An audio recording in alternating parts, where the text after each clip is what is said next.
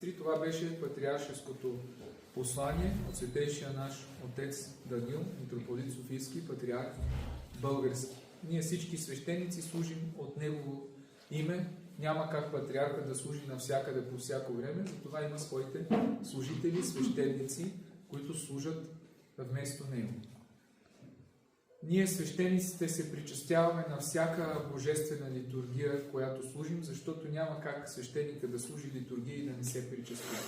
Но чухме от словото на св. Йоан Златоуст, който казва, че е необходимо да се причастяваме, ако искаме всички да бъдем в едно, дори и ето и патриаршеското послание към това ни насочва, всички да участваме във Възкресението, да възпоменаваме смъртта и възкресението на Христос, именно чрез тялото и кръвта му. Защото Христос казва, който яде плътта ми и пие кръвта ми, има живот вечен и възпоменава моите смърт и възкресение. Какво означава възпоменава?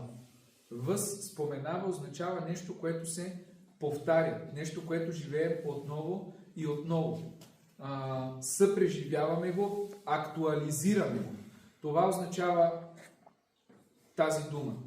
Не просто спомен, нещо да си спомним там, а направо да го изживеем отново и отново. И виждаме, че всяка година Велик ден се повтаря.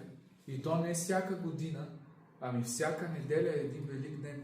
Всяка неделя служим точно такава литургия, каквато служим сега. Разбира се, малко е по-тържествено така. Пеем Христос Воскресе, което е по-различното, иначе всичко останало е всеки път, всяка неделя е Възкресение. И на всяка неделя православно кръстения християнин и особено този, който вярва, защото преди малко ние приехме тялото и кръвта Господня. И някои от вас са се трудили и са постили повече от 40 дни се събират поста, който е сега Великденския.